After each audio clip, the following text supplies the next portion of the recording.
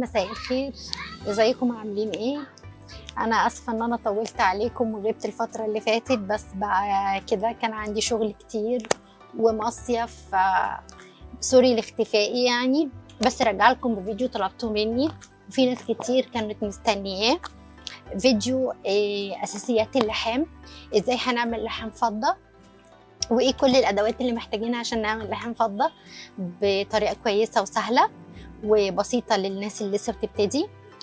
فلو اول مره تشوفي قناتي طبعا ما تنسيش تعملي لها سبسكرايب ولايك، ويلا بينا بقى مع بعض نبتدي الفيديو. هكلمكم النهارده على كل التريكات وكل الخطوات اللي محتاجينها عشان تعملوا لحام جيد. وطبعا اللحام مرحله مهمه جدا واساسيه في شغل صناعه الحلي. يعني احنا كده عدينا بقى مرحله المرحله الاولانيه يعني بتاعت الاكسسوارات العاديه، وهنبتدي دلوقتي نعمل كرييشن ونقدر نطلع قطعه من A to Z من النشر بعد ما خدنا فيديوهات النشر. طبعا ازاي بقى ندخلها مرحله اللحام ونركب لها العمود بتاع الحلق، ازاي نعمل الخاتم ونركب دبله الخاتم، ازاي اكوليه، ازاي نلحم حاجات كتير. واللحام ده شيء لا نستغنى عنه ابدا في شغلنا. اللحام سهل جدا، اللحام اللي بيبقى مناسب لينا في صناعه النحاس لو احنا شغالين بماده النحاس او بالفضه هو اسمه لحام فضه. لحام الفضه عندنا بيعتمد على اللحام باستخدام الفضه البيور الخام. دي طبعا بنشتريها من عند بتاع الفضه، بنقول له عايزين فضه خام او فضه بيور كده علشان اللحام. هو بيبقى عارف، بيبيع لك بالقطعه كده طبعا بالوزن حسب القطعه اللي هتستخدميها. هوريكي بعد كده ازاي هنستخدم القطعه الكبيره دي في استخدام اللحام. سوري.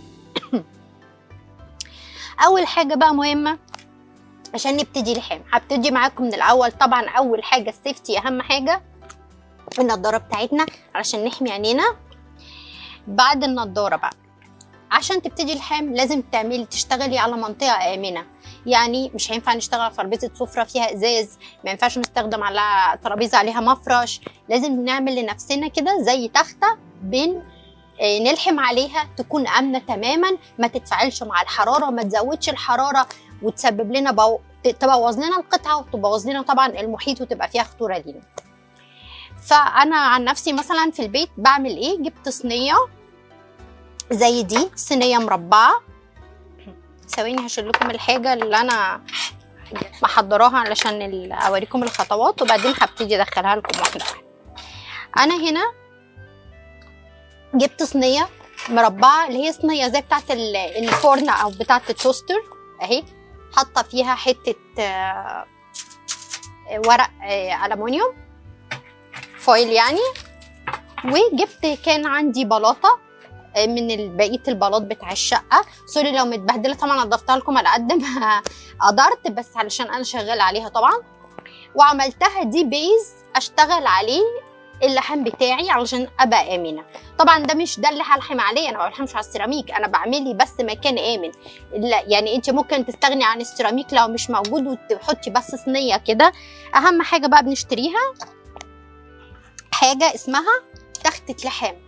تخته لحام ده بيبقى قالب كده معين من الطوب حراري ابيض زي ده، بيمتص الحراره. فكرته ان انت لما بتلحمي عليه ما بيسحش. يعني بصي انا بلحم دايما على الوش ده، بصي الوش اللي شغاله عليه بيبقى شكله ازاي، حتى ما بتنفذش الحراره منه للسطح التاني. فدي اسمها تخته لحام، ليها كذا حجم، ده الحجم المتوسط، انت مش بتبقي محتاجه اكتر من كده. اتمنى تركزوا معايا يا جماعه واكتبوا ورايا ويبقى عندكم خلق تشوفوا لاخر الفيديو، لان الاساسيات اللي انا هقولها في الفيديو دي مش هقولها في كل فيديو هنشتغل بعد كده فيه لحام. يعني انا هشرح لك كل حاجه وايه بالظبط اسبابها وايه يعني المتاح منها علشان تبقي عارفه. بعد كده في الفيديوهات هقول لكم بقى ايه اللي شاف الفيديو هو اللي هيبقى عارف، لان مش هقدر اتكلم كل الكلام ده في كل فيديو هنشتغل فيه لحام. فاهم حاجه واول حاجه محتاجينها هي تخته اللحام، الشيء الرئيسي اللي هنلحم عليه. طبعا عشان يكون في لحام لازم يكون في نار. النار ده اسمه بشبوري لحام. البشبوري ده بيبقى كده زي هنا، ده من هنا بيتغير له الوشوش بتاعته، بتختلف في حجم النار اللي انت عايزاها تطلع. يعني عايزاها قوية بنسيح معادن عشان الصب، او للتسخين البسيط. انا عن نفسي شغالة بوش رقم 1 وهو مناسب ليا جدا ومناسب في معظم الشغل، مش محتاجاه. يعني في الاول تجيبي وش واحد. ده اسمه باشبوري لحام، برضو موجود وسعره مش غالي، بيتراوح تقريبا من 200 جنيه. ده الصيني طبعا، في انواع اعلى امريكاني بس مش متاحه كتير في السوق، لكن ده كويس وعملي جدا. بنوصله بالخرطوم بانبوبه البوتاجاز العاديه، انبوبه البوتاجاز العاديه، او في ناس بتجيب انبوبه اصغر اللي هي بتبقى مش فاكره كام لتر، بتبقى 8 لتر، بيبقى في انابيب صغيره كده بيعملوا عليها اكل، ممكن توصليه بيها، او بانبوبه المطبخ العاديه، انبوبه هتقعد معاكي العمر كله، مفيش مشكله، مش هتخلص بسرعه يعني. فده بيتوصل بالانبوبه. اللي ما يقدرش يوفر ده في الاول او خايف، رغم ان الموضوع امان، صدقوني انت بتقفلي الانبوبه وبتقفلي الباشبوري بيبقى الدنيا امان جدا، حتى لو عندك اطفال. عشان الاول كنت خايفه لان انا عندي ولاد صغيرين في البيت، لكن بعد كده ما بقيتش خايفه يعني.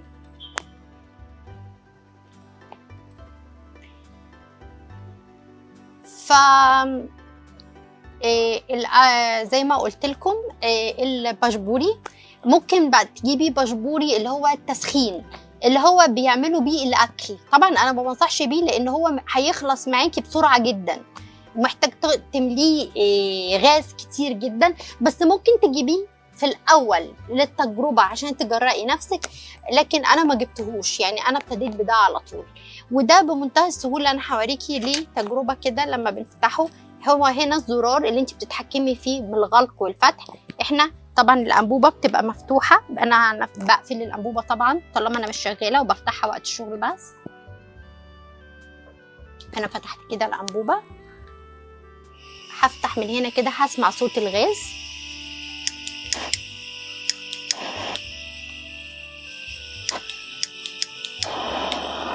بصوا ده النار. طبعا انا مش عارفه ان كانت باينه طبعا ولا لا، بس انا هنا كده ولعت النار، واقدر اتحكم من الترس ده، اعلي واوطي منه قوه النار اللي طالعه لي. التحكم كله من هنا يا جماعه، ماشي. بعد كده لما عاوز اقفله خلص بقفله كده اوف، بيقفل تماما، ما بيبقاش فيه منه اي مشكله. يبقى احنا اتكلمنا ان اول حاجتين مهمين عندي هو تختة اللحام وباشبوري. نكتب ورايا الاسامي دي يا جماعه علشان ما ننساهاش لو هننزل نشتري. علشان نلضم او نلزق قطعه الفضه او فضه اللحام. فضه اللحام هنعمل ايه؟ بنجيب كده المقص وبنقص من الشريط اللي بنشتريه ده قطعه صغيره، هي اللي انا بشتغل بيها فضه اللحام.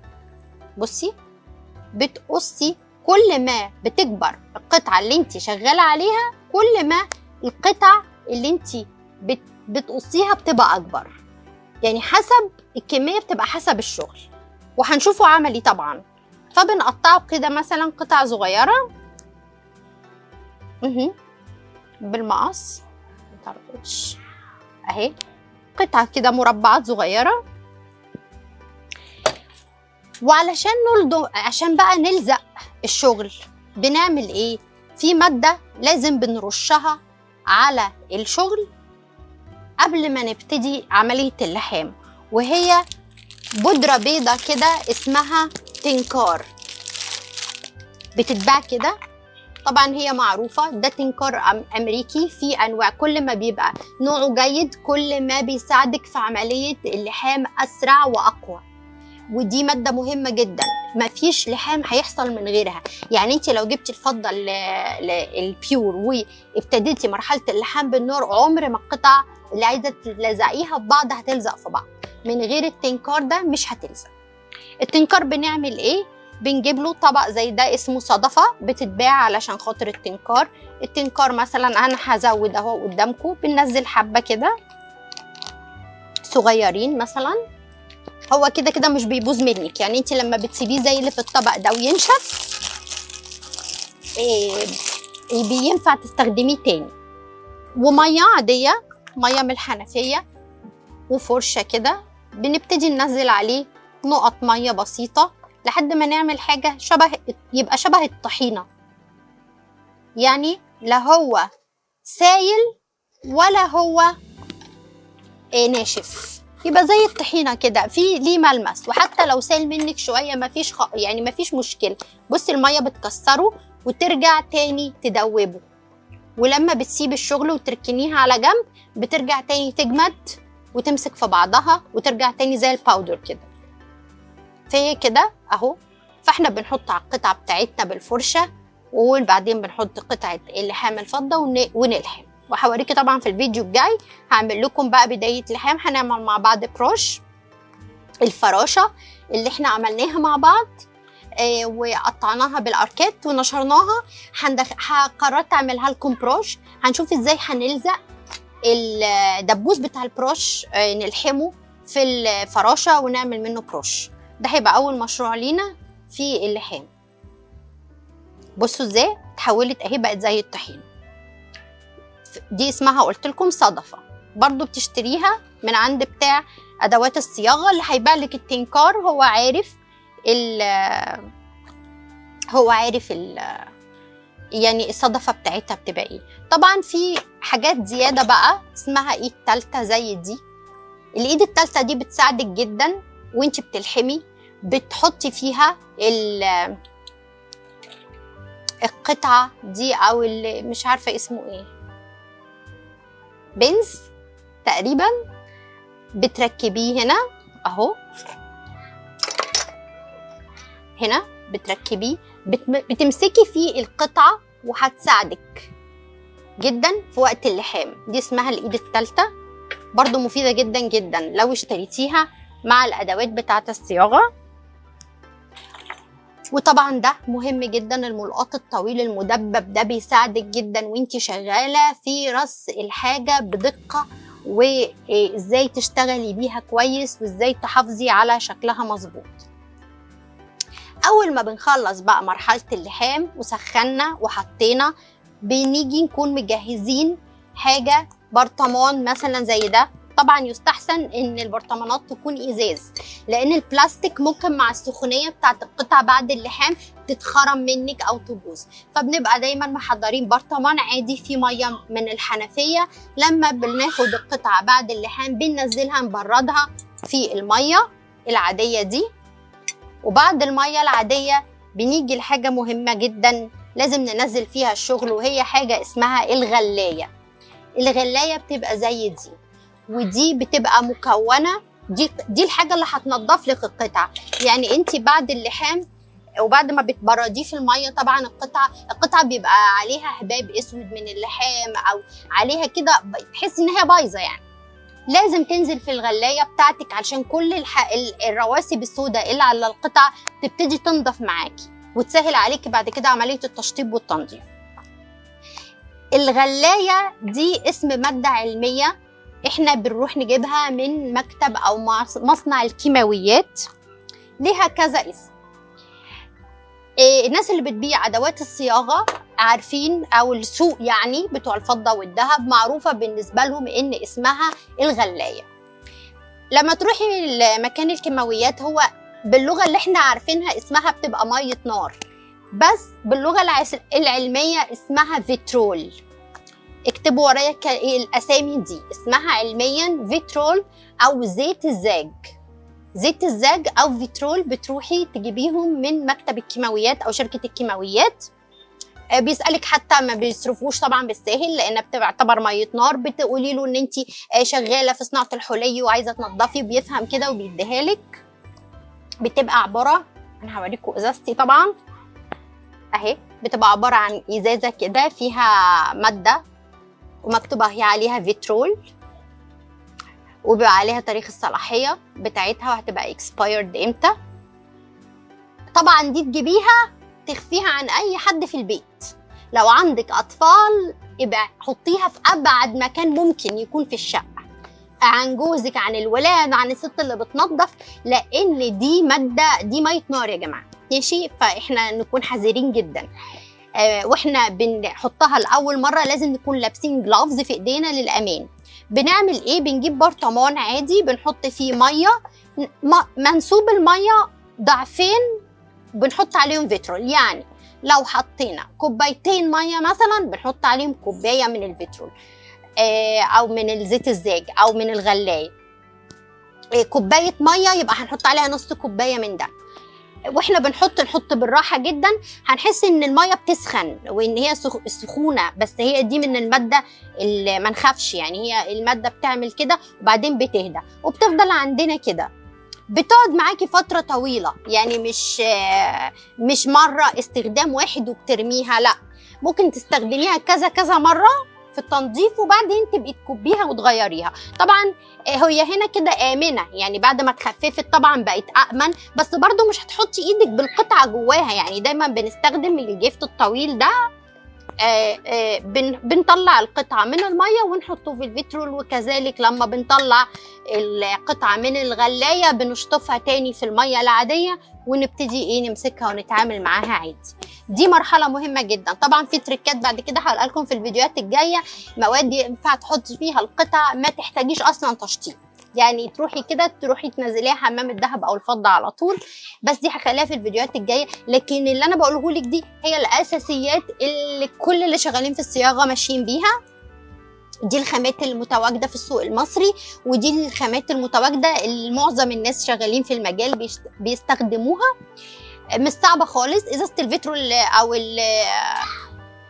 او زيت الزاج مش غاليه، بتبقى في حدود 35 او 40 جنيه، والازازه بتبقى كبيره وبتقعد معاكي مده طبعا. وقلت لك البشبوليه ما بيبقاش غالي، تخت اللحام بتبقى في حدود 100 جنيه.